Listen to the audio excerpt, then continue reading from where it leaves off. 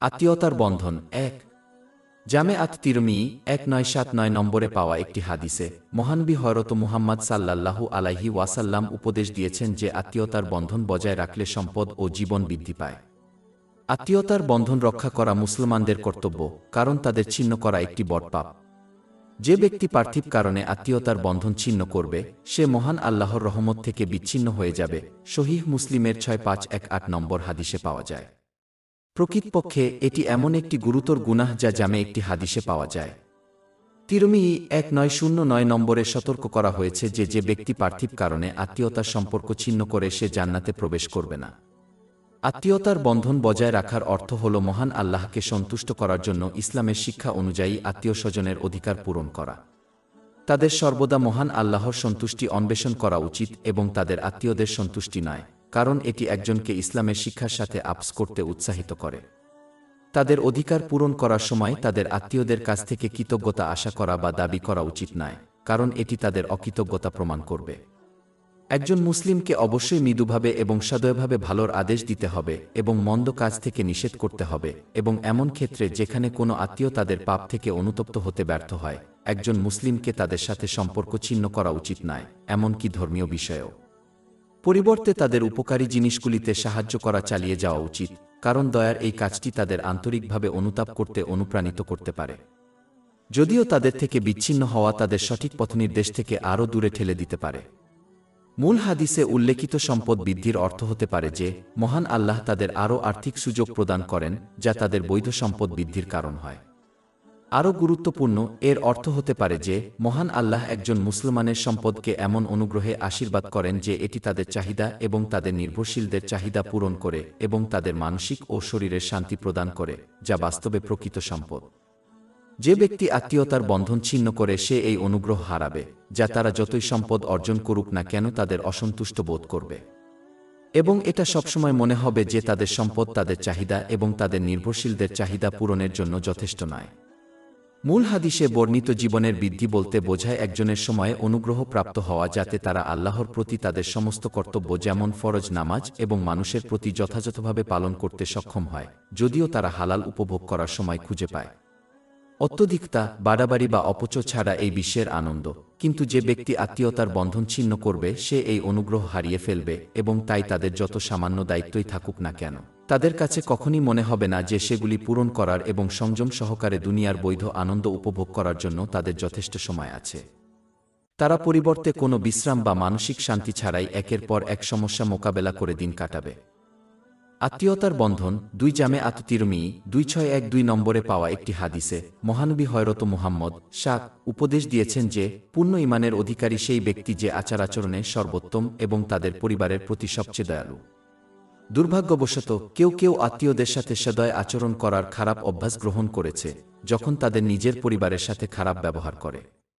তারা এইভাবে আচরণ করে কারণ তারা নিজের পরিবারের সাথে সদয় আচরণ করার গুরুত্ব বোঝে না এবং তারা তাদের পরিবারের প্রশংসা করতে ব্যর্থ হয়। একজন মুসলমান কখনই সফলতা অর্জন করতে পারবে না যতক্ষণ না তারা ঈমানের উভয় দিক পূর্ণ করে। প্রথমটি হল মহান আল্লাহর প্রতি তাদের কর্তব্য পালন করা, তার আদেশ নিষেধ থেকে বিরত থাকা এবং মহানবী মুহাম্মদ সাল্লাল্লাহু আলাইহি ওয়াসাল্লামের রেওয়ায়েত অনুযায়ী ধৈর্যের সাথে নিয়তের মোকাবিলা করা। এটি নিশ্চিত করবে যে তারা তাদের দেওয়া সমস্ত আশীর্বাদকে মহান আল্লাহকে সন্তুষ্ট করার উপায়ে ব্যবহার করবে। দ্বিতীয়টি হল মানুষের অধিকার পূরণ করা, যার মধ্যে রয়েছে তাদের সাথে সদয় আচরণ করা। নিজের পরিবারের চেয়ে এই ধরনের আচরণের অধিকার আর কারো নেই। একজন মুসলিমকে অবশ্যই তাদের পরিবারকে এমন সব বিষয়ে সাহায্য করতে হবে যা ভালো এবং মন্দ জিনিস ও অভ্যাসের বিরুদ্ধে তাদের সতর্ক করে, ইসলামের শিক্ষা অনুসারে। তাদের খারাপ কাজে তাদের অন্ধভাবে সমর্থন করা উচিত নয়, কারণ তারা তাদের আত্মীয় এবং তাদের প্রতি কিছু খারাপ অনুভূতির কারণে তাদের ভাল বিষয়ে সাহায্য করতে ব্যর্থ হওয়া উচিত নয়, কারণ এটি ইসলামী শিক্ষার পরিপন্থী। অধ্যায় ৫ আল মাইদাহ আয়াত ২। এবং ধার্মিকতা ও তাকওয়ায় সহযোগিতা কর, কিন্তু পাপ ও আগ্রাসনে সহযোগিতা করো না।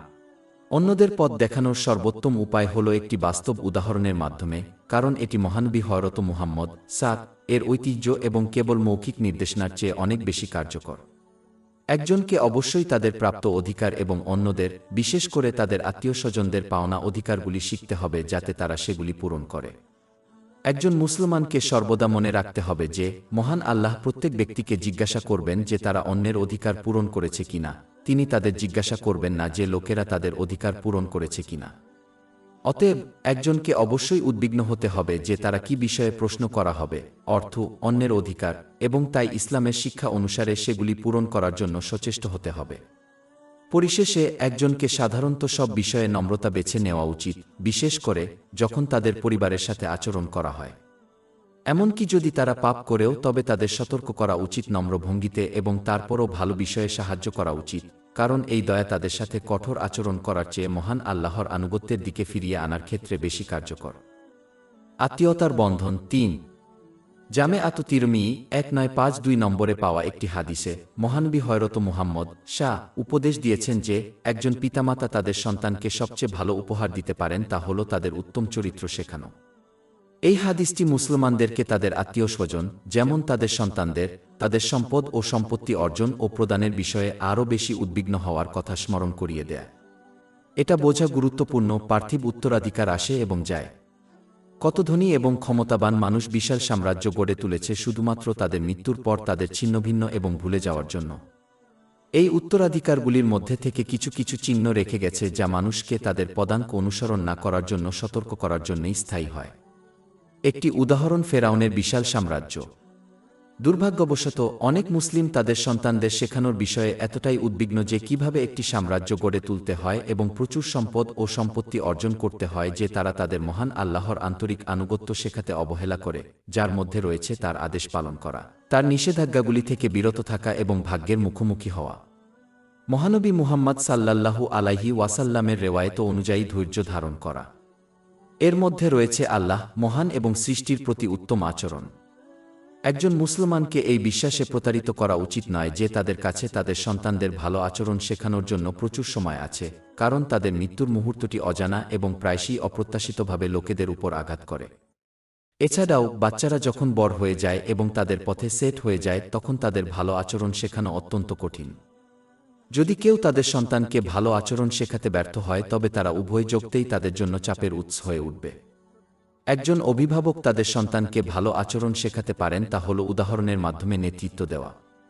তাদের অবশ্যই ইসলামের শিক্ষাগুলি শিখতে হবে এবং তার উপর কাজ করতে হবে এবং তাদের সন্তানের অনুসরণ করার জন্য একটি বাস্তব আদর্শ হয়ে উঠতে হবে। আজকের দিনটি একজন মুসলমানের সত্যিকার অর্থে তাদের সন্তানদের এবং আত্মীয়স্বজনকে যে উপহার দিতে চান তার প্রতিফলন করা উচিত। এভাবেই একজন মুসলিম আখিরাতের জন্য কল্যাণ প্রেরণ করে কিন্তু তার পিছনে কল্যাণও রেখে যায়, যেমন একজন ধার্মিক সন্তান যা তাদের মৃত পিতামাতার জন্য প্রার্থনা করে তাদের উপকার করে। জামি আত তিরমিজি 1376 নম্বরে পাওয়া একটি হাদিসে এটি নিশ্চিত করা হয়েছে। আশা করা যায় যে এইভাবে কল্যাণে পরিবেষ্টিত ব্যক্তিকে মহান আল্লাহ ক্ষমা করে দেবেন। আত্মীয়তার বন্ধন ৪। আমার একটি চিন্তা ছিল যা আমি শেয়ার করতে চেয়েছিলাম। আমি এমন একটি মানসিকতা নিয়ে চিন্তা করছিলাম যা অনেক লোক, বিশেষ করে এশিয়ানদের আছে। আত্মীয় স্বজনদের মতো মানুষকে শারীরিকভাবে একসঙ্গে থাকতে বাধ্য করার চরম প্রয়োজন। যদিও এটি এখনও একটি মন্দ উদ্দেশ্য নয়, এই দিন এবং যুগে এটি প্রায়শই ভালোর চেয়ে বেশি সমস্যার দিকে পরিচালিত করে। যেহেতু মানুষ নিখুঁত নয়, তারা এমন ভুল করবে যা অন্যদের যেমন তাদের আত্মীয়দের বিরক্ত করবে। কিন্তু যদি এই ব্যক্তি শুধুমাত্র একবার তাদের আত্মীয়দের সাথে দেখা করে এবং কথোপকথন করে তবে অন্যদের দ্বারা ভুলটি উপেক্ষা করার অনেক বেশি সম্ভাবনা রয়েছে যাতে এটি তর্কের বিন্দুতে পরিণত না হয়। কিন্তু যদি এই একই ব্যক্তি ক্রমাগত তাদের আত্মীয়দের আশেপাশে থাকে তবে তাদের মনোভাব এবং আচরণ তাদের আত্মীয়দের মধ্যে তর্ক এবং ঝগড়ার দিকে পরিচালিত করবে। অন্য কথায়, একজন ব্যক্তির তর্ক করার সম্ভাবনা কম এবং এমন কারো সাথে সহনশীল হওয়ার সম্ভাবনা বেশি থাকে যাকে সে কেবল একবারই দেখে তারপরে সে সবসময় আশেপাশে থাকে। এটি এমন একটি সত্য যা সবাই চিন্তা করলে বুঝতে পারবে। দুর্ভাগ্যবশত কিছু লোক বোঝে না যে শারীরিকভাবে বিচ্ছিন্ন হওয়া ভালো, কিন্তু দ্বন্দ্ব এবং ঘর্ষণে একসাথে থাকার চেয়ে একে অপরের সাথে শান্তিতে থাকা। তর্ক শুধুমাত্র মানসিক বিচ্ছেদের দিকে পরিচালিত করে, যা প্রায়ই শারীরিক বিচ্ছেদের চেয়ে পরিবারের উপর নেতিবাচক প্রভাব ফেলে। যদিও শারীরিকভাবে বিচ্ছিন্ন হওয়ার ফলে মানসিক বিচ্ছেদ ঘটে না, প্রকৃতপক্ষে এটি প্রায়শই বৃহত্তর পারস্পরিক শ্রদ্ধা এবং উপলব্ধির দিকে পরিচালিত করে। বিখ্যাত উক্তি হিসাবে বিচ্ছেদ হৃদয়কে অনুরাগী করে তোলে। এটা লক্ষ্য করা গুরুত্বপূর্ণ যে একজন মুসলমানের কর্তব্য তাদের আত্মীয়তার বন্ধন বজায় রাখা, তারা তাদের আত্মীয়দের সাথে শারীরিকভাবে থাকুক বা না থাকুক। কিন্তু এই আলোচনার মানে হলো যে মুসলমানদের মানুষের মধ্যে শারীরিক বিচ্ছেদ একটি খারাপ জিনিস বিশ্বাস করা উচিত নয়। এটি আসলে তাদের মধ্যে বন্ধন শক্তিশালী করার একটি কারণ হতে পারে। আত্মীয়তার বন্ধন ৫ আমার একটি চিন্তা ছিল যা আমি শেয়ার করতে চেয়েছিলাম। আমি একটি সমস্যা নিয়ে চিন্তা করছিলাম যা বেশিরভাগ মুসলিম পরিবারকে প্রভাবিত করে। সময়ের সাথে সাথে তারা বিভক্ত হয়ে পড়ে এবং একে অপরের সাথে যে শক্তিশালী সংযোগ ছিল তা হারিয়ে ফেলে। এর অনেক কারণ রয়েছে, কিন্তু একটি প্রধান কারণ হল তাদের পিতামাতা এবং আত্মীয়স্বজনদের দ্বারা তাদের সংযোগ স্থাপনের ভিত্তি। এটি সাধারণত জানা যায় যে যখন একটি ভবনের ভিত্তি দুর্বল হয় তখন ভবনটি সময়ের সাথে ক্ষতিগ্রস্ত হয় বা এমনকি ধসে পড়ে। একইভাবে যখন মানুষকে সংযোগকারী বন্ধনের ভিত্তি সঠিক না হয় তখন তাদের মধ্যকার বন্ধনগুলি অবশেষে দুর্বল বা এমনকি ভেঙে যায়। মহানবী হযরত মুহাম্মদ সাল্লাল্লাহু আলাইহি ওয়াসাল্লাম যখন সাহাবায়ে কেরামকে নিয়ে এসেছিলেন তখন তিনি মহান আল্লাহর সন্তুষ্টির জন্য তাদের মধ্যে বন্ধন তৈরি করেছিলেন। যেখানে বেশিরভাগ মুসলমান আজ উপজাতীয়তা, ভ্রাতৃত্বের জন্য এবং অন্যান্য পরিবারকে দেখানোর জন্য লোকদের একত্রিত করে। যদিও অধিকাংশ সাহাবায়ে কেরাম আল্লাহ তাদের সাথে সন্তুষ্ট ছিলেন, তারা সম্পর্কযুক্ত ছিলেন না, কিন্তু যেহেতু তাদের সংযোগকারী বন্ধনের ভিত্তি ছিল যথার্থ মহান আল্লাহর সন্তুষ্টির জন্য, তাদের বন্ধন শক্তিশালী থেকে শক্তিতে বৃদ্ধি পেয়েছিল। যদিও আজকাল অনেক মুসলমান রক্তের সাথে সম্পর্কযুক্ত সময়ের সাথে সাথে বিচ্ছিন্ন হয়ে গেছে কারণ তাদের বন্ধনের ভিত্তি ছিল মিথ্যা, গোত্রবাদ এবং অনুরূপ জিনিসের উপর ভিত্তি করে। মুসলমানদের অবশ্যই বুঝতে হবে যে যদি তাদের বন্ধন টিকে থাকার এবং আত্মীয়তার বন্ধন এবং আত্মীয়দের অধিকার রক্ষার গুরুত্বপূর্ণ দায়িত্ব পালনের জন্য সোয়াব অর্জনের ইচ্ছা থাকে তবে তাদের অবশ্যই মহান আল্লাহর সন্তুষ্টির জন্য বন্ধন তৈরি করতে হবে। এর ভিত্তি হল মানুষ কেবল একে অপরের সাথে সংযোগ স্থাপন করে এবং একসাথে এমনভাবে কাজ করে যা মহান আল্লাহর কাছে খুশি হয়। পবিত্র কুরআনে এর নির্দেশ দেয়া হয়েছে। অধ্যায় ৫ আল মাইদা আয়াত ২। এবং ধার্মিকতা ও তাকওয়ায় সহযোগিতা কর, কিন্তু পাপ ও আগ্রাসনে সহযোগিতা করো না। আত্মীয়তার বন্ধন ৬ আমি কিছুক্ষণ আগে একটি নিউজ ডকুমেন্টারি দেখেছিলাম যা আমি সংক্ষেপে আলোচনা করতে চেয়েছিলাম। এটি মাদক পাচার এবং গ্যাং, বিশেষ করে মুসলিম যুবকদের মধ্যে বৃদ্ধির বিষয়ে রিপোর্ট করেছে। বেশিরভাগ ক্ষেত্রে প্রথম ব্যক্তিদের দায়িত্ব নিতে হবে এবং এটি প্রতিরোধ করতে হবে তারা হলেন পিতামাতা। দুর্ভাগ্যবশত অনেক অভিভাবক আঙুল তুলে দাবি করেন যে স্কুল শিক্ষক, পুলিশ বা মসজিদের ইমামদের অবশ্যই যুবকদের গ্যাং এবং মাদকের ব্যবসা থেকে দূরে রাখতে হবে। যদিও তাদের সকলেরই কর্তব্য আছে, কিন্তু প্রাথমিক এবং সবচেয়ে বড় দায়িত্ব পিতামাতার। অভিভাবকদের অবশ্যই তাদের সন্তানদের গ্যাং এবং অবৈধ মাদকের খারাপ প্রভাব সম্পর্কে অবিরাম শিক্ষা দিতে হবে। এটি কিভাবে জড়িত ব্যক্তিদের জীবনকে ধ্বংস করে এবং যারা তাদের সাথে যুক্ত, যেমন তাদের পরিবার। এটা ঠিক যেমন সহিহ বুখারী 2101 নম্বরে পাওয়া একটি হাদিসে উপদেশ দিয়েছেন মহানবী হযরত মুহাম্মদ যুবকদের গ্যাং থেকে দূরে রাখার চাবিকাঠি হল প্রাথমিকভাবে পিতামাতার কাছ থেকে শিক্ষা এবং তারপর অন্যদের কাছ থেকে, যেমন ভাইবোন এবং শিক্ষকদের কাছ থেকে। অভিভাবকদের অবশ্যই তাদের সন্তানদের অবস্থান সম্পর্কে কোমলভাবে প্রশ্ন করতে হবে। তারা কার সাথে বের হচ্ছেন, কোথায় যাচ্ছেন এবং তাদের কার্যকলাপ সম্পর্কে খোঁজখবর নিতে হবে। এমনকি তাদের সন্তানদের বন্ধুদের সাথে দেখা করা উচিত যাতে তারা সাহচর্যের জন্য উপযুক্ত কিনা। যদি তাদের সন্তানদের কাছে দামি জিনিস থাকে যা বাবা মা তাদের জন্য কিনেননি, তাহলে তাদের অবশ্যই এই প্রশ্ন করা উচিত। ছোটবেলা থেকেই বাচ্চাদের এইভাবে প্রশ্ন করা হলে তারা এর সাথে পরিচিত হবে এবং তাদের জীবনে পরবর্তীতে প্রশ্ন করা হলে তারা বিচলিত হবে না। সুনানে আবু দাউদ 2928 নম্বরে পাওয়া একটি হাদিসে মহানবী মুহাম্মদ সাল্লাল্লাহু আলাইহি ওয়াসাল্লাম দ্বারা নির্দেশিত পিতামাতার কর্তব্য এটি। দুর্ভাগ্যবশত কিছু বাবা মা বিশ্বাস করেন যে তাদের দায়িত্ব শুধুমাত্র তাদের সন্তানদের জন্য সম্পদ উপার্জন করা।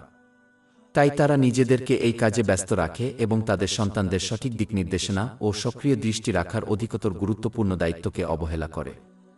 হ্যাঁ, সম্পদ উপার্জন করা গুরুত্বপূর্ণ, তবে এটি সঠিক এবং ভুলের মধ্যে পার্থক্য সম্পর্কে নিজের সন্তানদের শিক্ষিত করার চেয়ে অগ্রাধিকার দিতে পারে না।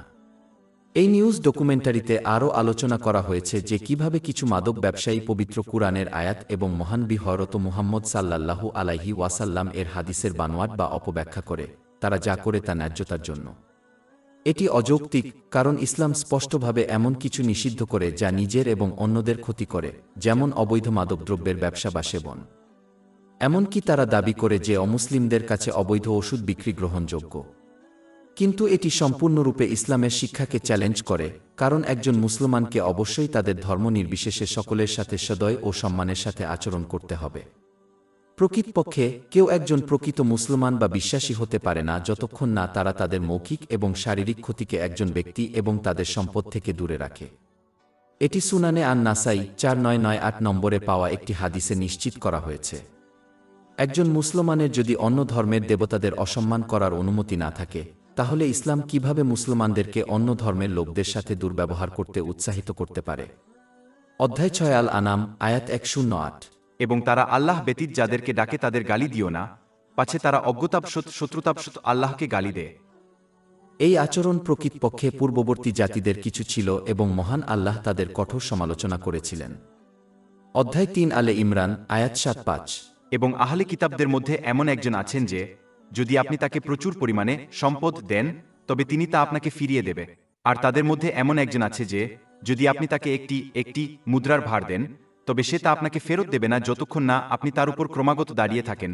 দাবি এটা এজন্য যে তারা বলে, অশিক্ষিতদের ব্যাপারে আমাদের কোনো দোষ নেই, এবং তারা আল্লাহর সম্পর্কে মিথ্যা বলে এবং তারা জান।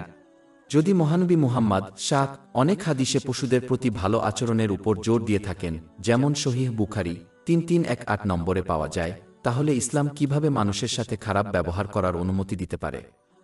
নিজের সন্তানদের শিক্ষিত করা তাদের বিশ্বাস এবং খারাপ বক্তব্য এবং উপদেশে কাজ করার ক্ষেত্রে প্রতারিত হওয়া থেকে বিরত রাখবে। এই শিক্ষা বাড়িতে শুরু হয়। পিতামাতাকে অবশ্যই এগিয়ে যেতে হবে এবং এই দায়িত্ব পালন করতে হবে। তবেই এই দায়িত্ব অন্যদের, যেমন স্কুল শিক্ষকদের কাছে প্রসারিত হয়।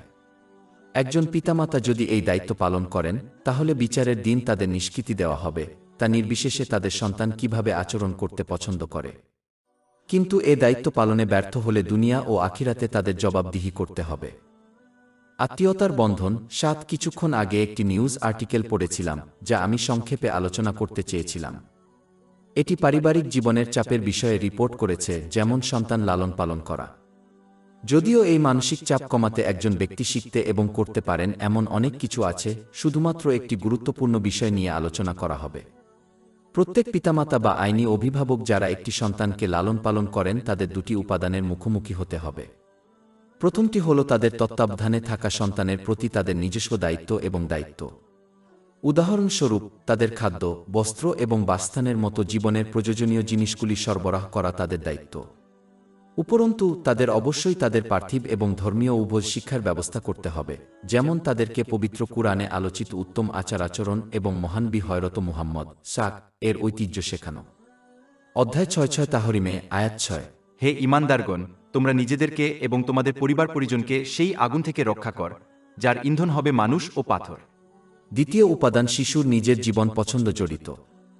উদাহরণস্বরূপ, তারা সাফল্য অর্জনের জন্য কঠোর পড়াশোনা করতে চায় বা অলস হতে চায় কিনা। এই পছন্দ দুটি বৈধ জিনিসের মধ্যে হতে পারে, যেমন উল্লিখিত উদাহরণ বা সঠিক এবং ভুলের মধ্যে। উদাহরণস্বরূপ, একটি শিশুকে অপরাধমূলক জীবন বা একটি বৈধ পেশার মধ্যে বেছে নিতে হতে পারে। সমস্ত শিশুকে শেষ পর্যন্ত এই পছন্দগুলি করতে হবে এবং তাদের পিতামাতার মতো অন্য কারো দ্বারা একটি নির্দিষ্ট পথ বেছে নিতে বাধ্য করা যাবে না। বাস্তবে পিতামাতারা ক্রমাগত তাদের সন্তানদের অনুসরণ করতে পারে না এবং কোনোভাবে তাদের সঠিক পছন্দ করতে বাধ্য করতে পারে না। মুসলমানদের জন্য এটা বোঝা গুরুত্বপূর্ণ যে তারা প্রথম উপাদান সম্পর্কে মহান আল্লাহ তাআলার কাছে প্রশ্ন করা হবে এবং জবাবদিহি করা হবে, যেটি তাদের দায়িত্ব ও দায়িত্ব মহান আল্লাহ তাদের প্রদত্ত। কিন্তু দ্বিতীয় উপাদানের জন্য তাদের জবাবদিহি করা হবে না, যা তাদের সন্তানদের স্বাধীন পছন্দ। সুতরাং একজন মুসলমানের উচিত এটি মনে রাখা এবং তাদের দায়িত্ব পালনে সম্পূর্ণ মনোনিবেশ করা এবং তাদের নিয়ন্ত্রণের বাইরে থাকা দ্বিতীয় উপাদান সম্পর্কে চাপ না দেওয়া। একইভাবে একজন বুদ্ধিমান ব্যক্তি আবহাওয়া সম্পর্কে চাপ দেয় না। এটি নিয়ন্ত্রণ করা তাদের হাতের বাইরে জেনেও তাদের দ্বিতীয় উপাদান সম্পর্কে চাপ দেওয়া উচিত নয় এবং পরিবর্তে তাদের নিয়ন্ত্রণে কি রয়েছে এবং কিসের জন্য তাদের জবাবদিহি করা হবে তার উপর মনোনিবেশ করা উচিত। আত্মীয়তার বন্ধন 8। সহিহ বুখারী 5090 নম্বরে পাওয়া একটি হাদিসে মহানবী হযরত মুহাম্মদ শাক পরামর্শ দিয়েছেন যে একজন ব্যক্তিকে 4টি কারণে বিয়ে করা হয়: তাদের সম্পদ, বংশ, সৌন্দর্য বা তাদের ধার্মিকতার জন্য। তিনি সতর্ক করে উপসংহারে বলেছিলেন যে একজন ব্যক্তিকে তাকওয়ার জন্য বিয়ে করা উচিত, অন্যথায় তারা ক্ষতিগ্রস্ত হবে। এই হাদিসে উল্লেখিত প্রথম 3টি বিষয় খুবই ক্ষণস্থায়ী ও অসম্পূর্ণ।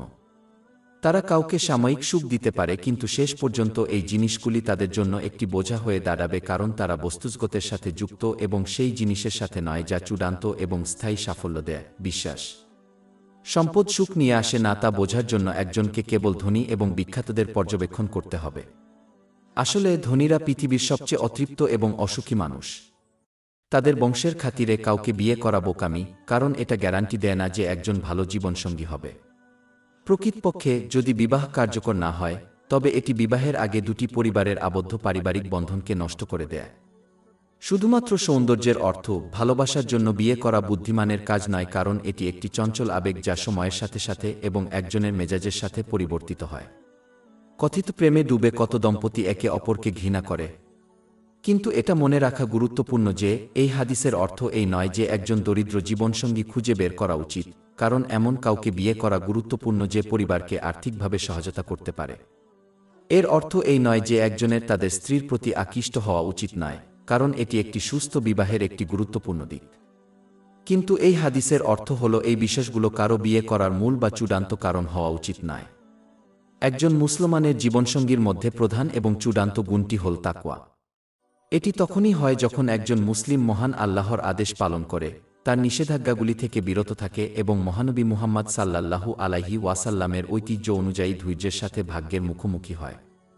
সহজ কথায়, যে ব্যক্তি মহান আল্লাহকে ভয় করে, তারা সুখ ও কষ্ট উভয় সময়ই তাদের স্ত্রীর সাথে ভালো ব্যবহার করবে। অন্যদিকে যারা ধার্মিক তারা যখনই মন খারাপ করে তখনই তাদের স্ত্রীর সাথে খারাপ ব্যবহার করবে। সাম্প্রতিক বছরগুলোতে মুসলিমদের মধ্যে গার্হস্থ্য সহিংসতা বৃদ্ধি পাওয়ার অন্যতম প্রধান কারণ এটি। এমনকি যখন তারা তাদের স্ত্রীর প্রতি সন্তুষ্ট থাকে, তবুও তারা তাদের অজ্ঞতার কারণে তাদের অধিকার পূরণে ব্যর্থ হবে, যা তাকওয়া দূর করতে সাহায্য করে। অধ্যায় ৩-৫ ফাতির, আয়াত ২-৮। শুধুমাত্র তারাই আল্লাহকে ভয় করে, তার বান্দাদের মধ্যে যারা জ্ঞান রাখে। অবশেষে ধার্মিক ব্যক্তি সর্বদা অন্যদের অধিকার পূরণের বিষয়ে বেশি উদ্বিগ্ন থাকে, যেমন তাদের স্ত্রীর, তারপর তারা তাদের অধিকার পূরণের বিষয়ে উদ্বিগ্ন থাকে। কারণ তারা বুঝতে পারে যে মহান আল্লাহ তাদের প্রশ্ন করবেন তারা মানুষের অধিকার পূরণ করেছে কিনা। তিনি তাদের জিজ্ঞাসা করবেন না যে লোকেরা তাদের অধিকারগুলি পূরণ করেছে কিনা, কারণ যখন মহান আল্লাহ অন্যদেরকে প্রশ্ন করেন তখন এটি মোকাবেলা করা হবে, যখন তিনি তাদের প্রশ্ন করবেন না। অথচ পাপাচারী মুসলমান কেবল তাদের অধিকার সম্পর্কে চিন্তা করবে যা সে সমাজ, সংস্কৃতি, ফ্যাশন এবং তাদের কল্পনা থেকে নিয়েছে, ইসলাম থেকে নয়। ফলস্বরূপ তারা কখনই তাদের স্ত্রীর প্রতি সত্যিকারের সন্তুষ্ট হবে না, এমনকি যদি তাদের স্ত্রী ইসলামের শিক্ষা অনুসারে তাদের অধিকার পূরণ করে। এই কারণেই ইসলামের অজ্ঞতা এবং বিবাহ বিচ্ছেদের মধ্যে এত দৃঢ় সম্পর্ক রয়েছে। পরিশেষে একজন মুসলমান যদি বিয়ে করতে চায় তবে প্রথমে তাদের উচিত এর সাথে সম্পর্কিত জ্ঞান, যেমন তাদের স্ত্রীর পাওনা অধিকার, তাদের স্ত্রীর কাছ থেকে তাদের পাওনা এবং বিভিন্ন পরিস্থিতিতে কিভাবে একজনের স্ত্রীর সাথে সঠিকভাবে আচরণ করা যায়। দুর্ভাগ্যবশত এই বিষয়ে অজ্ঞতা অনেক তর্ক এবং বিবাহ বিচ্ছেদের দিকে পরিচালিত করে, কারণ লোকেরা এমন কিছু দাবি করে যা তাদের পত্নী পূরণ করতে বাধ্য নয়। অতএব জ্ঞান, যা তাকওয়ার মূল, একটি সুস্থ ও সফল বিবাহের ভিত্তি। আত্মীয়তার বন্ধন, আত্মীয়তার বন্ধন বজায় রাখা ইসলামের একটি অত্যাবশ্যকীয় দিক যা উভয় জগতের সাফল্য কামনা করলে পরিত্যাগ করা যায় না। কারো ঈমানের প্রকৃত নিদর্শন হল সারাদিন মসজিদে মহান আল্লাহর ইবাদত করে কাটানো নয়, বরং তা হল মহান আল্লাহর হক আদায় করা এবং সৃষ্টির হক আদায় করা। সৃষ্টির অন্যতম গুরুত্বপূর্ণ অধিকার হল আত্মীয়তার বন্ধন রক্ষা করা। ইসলামের পোশাক পরে কেউ ধার্মিকতার জাহির করতে পারে, কিন্তু মহান আল্লাহকে ধোঁকা দিতে পারে না। ইতিহাসের পাতা উল্টালে সর্বদা লক্ষ্য করা যায় যে মহান আল্লাহর ধার্মিক বান্দারা তাদের আত্মীয়তার বন্ধন বজায় রেখেছিলেন। এমনকি যখন তাদের আত্মীয়রা তাদের সাথে দুর্ব্যবহার করেছিল তখনও তারা সদয় প্রতিক্রিয়া দেখিয়েছিল। অধ্যায় ৪-১ ফুসসিলাত, আয়াত ৩-৪। এবং ভালো কাজ এবং মন্দ সমান নয়, যা উত্তম তার দ্বারা মন্দকে প্রতিহত করুন, আর তখন যার সাথে তোমার শত্রুতা সে যেন একজন একনিষ্ঠ বন্ধু। সহিহ মুসলিম ৬৫২৫ নম্বরে পাওয়া একটি হাদিসে মহানবী হযরত মুহাম্মদ উপদেশ দিয়েছেন যে মহান আল্লাহ সর্বদা তাকে সাহায্য করবেন যে তাদের আত্মীয়তার সম্পর্ক বজায় রাখতে চেষ্টা করে, এমনকি যদি তাদের আত্মীয়রা কিছু কঠিন করে দেয়। তাদের জন্য ভালোর জবাব ভালো দিয়ে দেওয়া বিশেষ কিছু নয়, অন্যদিকে মন্দের ভালোর জবাব দেওয়াই একজন আন্তরিক বিশ্বাসীর লক্ষণ।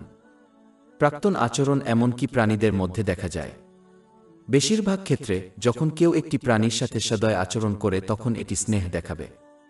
সহিহ বুখারী ৫৯৯১ নম্বরে পাওয়া একটি হাদিসে এটি নিশ্চিত করা হয়েছে যে প্রকৃতপক্ষে আত্মীয়তার বন্ধন রক্ষাকারী সেই ব্যক্তি যে আত্মীয় স্বজন ছিন্ন করলেও সম্পর্ক বজায় রাখে। মহানবী মুহাম্মদ সাল্লাল্লাহু আলাইহি ওয়াসাল্লাম তার বেশিরভাগ আত্মীয়স্বজনদের দ্বারা ক্রমাগত আতঙ্কিত হয়েছিলেন, কিন্তু তিনি সর্বদা তাদের প্রতিসাদ ছিলেন। এটা সাধারণভাবে জানা যায় যে মহান আল্লাহর নৈকট্য ছাড়া কেউ সফলতা অর্জন করতে পারে না। কিন্তু সহিহ বুখারীর 5987 নম্বর হাদিসে মহান আল্লাহ সুস্পষ্টভাবে ঘোষণা করেছেন যে যে ব্যক্তি পার্থিব কারণে আত্মীয়তার সম্পর্ক ছিন্ন করবে তিনি তার সাথে বন্ধন ছিন্ন করবেন। মনে রাখবেন, ফরজ নামাজের মতো ইবাদতের আকারে মহান আল্লাহর হক আদায়ের জন্য যতই সংগ্রাম করা হোক না কেন, এটি সত্য। মহান আল্লাহ যদি একজন মুসলিমের সাথে সম্পর্ক ছিন্ন করেন তাহলে তারা কিভাবে তার নৈকট্য ও চিরস্থায়ী সফলতা অর্জন করবে?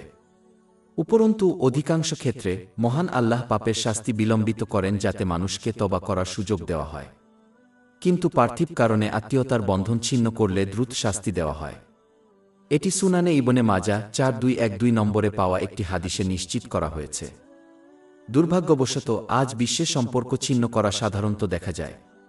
তুচ্ছ পার্থিব কারণে মানুষ সহজেই আত্মীয়তার বন্ধন ছিন্ন করে। তারা স্বীকার করতে ব্যর্থ হয় যে জড়জগতে যে কোনো ক্ষতি হয় তা সাময়িক, কিন্তু যদি তারা মহান আল্লাহ থেকে বিচ্ছিন্ন হয়ে যায় তাহলে উভয় জগতেই তাদের দীর্ঘস্থায়ী দুর্ভোগের সম্মুখীন হতে হবে। আত্মীয়তার বন্ধন ছিন্ন করার একটি কারণ যা সাধারণত ইসলামী সম্প্রদায়ের মধ্যে দেখা যায় যখন কেউ তাদের পেশার মাধ্যমে উচ্চতর সামাজিক মর্যাদায় পৌঁছায়। এটি তাদের আত্মীয়দের পরিত্যাগ করতে অনুপ্রাণিত করে, কারণ তারা বিশ্বাস করে যে তারা আর তাদের সাথে যোগাযোগ করার যোগ্য নয়। তাদের সম্পদ এবং সামাজিক মর্যাদার প্রতি তাদের ভালোবাসা তাদের বিভ্রান্তির দরজায় ঠেলে দেয়, যা তাদের বিশ্বাস করে যে তাদের আত্মীয়রা তাদের কাছ থেকে তাদের সম্পদ কেড়ে নিতে চায়। পবিত্র কুরআন ইঙ্গিত করে যে এই বন্ধনগুলিকে বিচারের দিন জিজ্ঞাসা করা হবে। অধ্যায় 4 আন-নিসা, আয়াত 1। আর আল্লাহকে ভয় কর, যার মাধ্যমে তোমরা একে অপরকে এবং গর্ভকে চাও। নিঃসন্দেহে আল্লাহ সর্বদাই তোমাদের উপর পর্যবেক্ষক। এই আয়াতটিও স্পষ্টভাবে ইঙ্গিত করে যে আত্মীয়তার বন্ধন বজায় না রেখে তাকওয়া অর্জন করা যায় না। সুতরাং যারা বিশ্বাস করে যে তারা অতিরিক্ত ইবাদত এবং রোজা রাখার মাধ্যমে এটি অর্জন করতে পারে তারা ভুল প্রমাণিত, এবং তাই তাদের আচরণ পরিবর্তন করতে হবে। ইসলাম মুসলমানদেরকে তাদের আত্মীয়স্বজনদের সাহায্য করার মাধ্যমে সব ধরনের আত্মীয়তার বন্ধন বজায় রাখতে শেখায়, যেগুলো যখনই এবং যেখানেই সম্ভব ভালো। তাদেরকে এমন একটি গঠনমূলক মানসিকতা অবলম্বন করার নির্দেশ দেওয়া হয়েছে যা সমাজের স্বার্থে আত্মীয়দের একত্রিত করে, ধ্বংসাত্মক মানসিকতার পরিবর্তে যা শুধুমাত্র পরিবারের মধ্যে বিভেদ সৃষ্টি করে। সুনানে আবু দাউদ 4919 নম্বরে পাওয়া একটি হাদিস অনুসারে মানুষের মধ্যে বিভেদ সৃষ্টি করা একজনকে ধ্বংসের দিকে নিয়ে যায়। যারা আত্মীয়তার বন্ধন ছিন্ন করে তাদেরকে পবিত্র কোরআনে অভিশাপ দেওয়া হয়েছে। অধ্যায় 4 মুহাম্মদ, আয়াত 22-23। সুতরাং যদি তুমি মুখ ফিরিয়ে নাও তাহলে পৃথিবীতে বিপর্যয় সৃষ্টি করবে এবং সম্পর্ক ছিন্ন করবে। যারা তা করে তারাই যাদেরকে আল্লাহ অভিশাপ দিয়েছেন। এই দুনিয়ায় বা পরকালে কেউ কিভাবে তাদের বৈধ ইচ্ছা পূরণ করতে পারে যখন তারা মহান আল্লাহর অভিশাপে পরিবেষ্টিত এবং তার রহমত থেকে বঞ্চিত?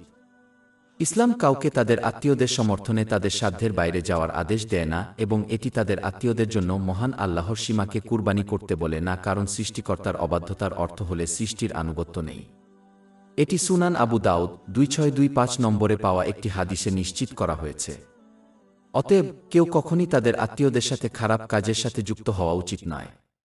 এই ক্ষেত্রে একজন মুসলমানের উচিত তাদের আত্মীয়স্বজনকে সৎ কাজের আদেশ করা এবং তাদের প্রতি সম্মান বজায় রেখে মন্দ কাজ থেকে তাদের নিষেধ করা। অধ্যায় 5 আল-মাইদা, আয়াত 2। এবং ধার্মিকতা ও তাকওয়ার কাজে সহযোগিতা কর, কিন্তু পাপ ও আগ্রাসনে সহযোগিতা করো না। যে ব্যক্তি মহান আল্লাহর সন্তুষ্টির জন্য আত্মীয়তার বন্ধন রক্ষা করে সে অগণিত উপকার লাভ করে। উদাহরণস্বরূপ মহানবী হযরত মুহাম্মদ উপদেশ দিয়েছেন যে যে ব্যক্তি সম্পর্ক বজায় রাখে সে তাদের রিকে এবং তাদের জীবনে অতিরিক্ত অনুগ্রহে ধন্য হবে। এটি সুনানে আবু দাউদ 1693 নম্বরে পাওয়া একটি হাদিসে নিশ্চিত করা হয়েছে। এর অর্থ হল তাদের রিক যত কমই হোক না কেন তাদের জন্য যথেষ্ট হবে, এবং এটি তাদের মানসিক ও শারীরিক শান্তি প্রদান করবে। জীবনে অনুগ্রহ মানে তারা তাদের সমস্ত ধর্মীয় ও পার্থিব দায়িত্ব পালনের জন্য সময় পাবে। এই দুটি নিয়ামত মুসলমানরা তাদের সারা জীবন ও সম্পদ অর্জনের চেষ্টায় ব্যয় করে, কিন্তু অনেকেই স্বীকার করতে ব্যর্থ হয় যে মহান আল্লাহ তাদের উভয়কে আত্মীয়তার বন্ধন বজায় রাখার জন্য রেখেছেন। আত্মীয়তার বন্ধন রক্ষা করা এতটাই গুরুত্বপূর্ণ যে মহানবী হযরত মুহাম্মদ সাল্লাল্লাহু আলাইহি ওয়াসাল্লাম মুসলমানদেরকে তাদের অমুসলিম আত্মীয়স্বজনদের সাথেও এই গুরুত্বপূর্ণ দায়িত্ব পালনের নির্দেশ দিয়েছেন। সহিহ মুসলিম 2324 নম্বরে এই পরামর্শ দেওয়া একটি হাদিস পাওয়া যায়। শয়তানের ফাঁদগুলির মধ্যে একটি হল সে আত্মীয়দের মধ্যে এবং সমাজের মধ্যে বিভেদ সৃষ্টি করার লক্ষ্য রাখে যা ভাঙা পরিবার এবং সামাজিক বিভাজনের দিকে নিয়ে যায়। ইসলামকে জাতি হিসেবে দুর্বল করাই তার চূড়ান্ত লক্ষ্য। দুর্ভাগ্যবশত কেউ কেউ ক্ষোভ পোষণ করার জন্য কুখ্যাত হয়ে উঠেছে যা কয়েক দশক ধরে চলে এবং প্রজন্ম থেকে প্রজন্মে চলে যায়। একজন ব্যক্তি কয়েক দশক ধরে একজন আত্মীয়ের সাথে ভালো আচরণ করবে, কিন্তু একটি ভুল এবং যুক্তির জন্য পরবর্তীটি তাদের সাথে আর কখনো কথা বলবে না। সহিহ মুসলিমের 6526 নং হাদিসে মহানবী হযরত মুহাম্মদ সতর্ক করেছেন যে একজন মুসলমানের জন্য 3 দিনের বেশি পার্থিব বিষয়ে অন্য মুসলমানের সাথে সম্পর্ক ছিন্ন করা হারাম। আত্মীয়ের সাথে সম্পর্ক ছিন্ন করার নির্দেশ যদি এই হয়, তাহলে আত্মীয়ের সাথে সম্পর্ক ছিন্ন করার গুরুতরতা কি কেউ কল্পনা করতে পারে? এই প্রশ্নের উত্তর সহিহ বুখারী 5984 নম্বরে দেওয়া হয়েছে।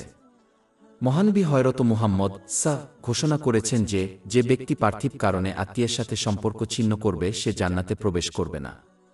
এই গুরুত্বপূর্ণ বিষয় নিয়ে আলোচনা করা আয়াত ও হাদিসগুলোর প্রতি আমাদের অবশ্যই চিন্তাভাবনা করতে হবে এবং বুঝতে হবে যে কয়েক দশকের পাপের পরও যদি মহান আল্লাহ তার দরজা বন্ধ না করেন বা মানুষের সাথে সার্ভারের সংযোগ বন্ধ না করেন, তাহলে মানুষ কেন এত সহজে তাদের আত্মীয় স্বজনদের কাছ থেকে ছোট ছোট পার্থিব বিষয়ে মুখ ফিরিয়ে নেয়? সমস্যা: যদি কেউ মহান আল্লাহর সাথে তাদের সংযোগ অটুট রাখতে চায়, তবে এটি অবশ্যই পরিবর্তন হবে। সমস্ত প্রশংসা বিশ্বজগতের পালনকর্তা আল্লাহর জন্য এবং শান্তি ও বরকত বর্ষিত হোক তার শেষ রাসূল মুহাম্মদ, তার সম্ভ্রান্ত পরিবার এবং সাহাবীদের উপর।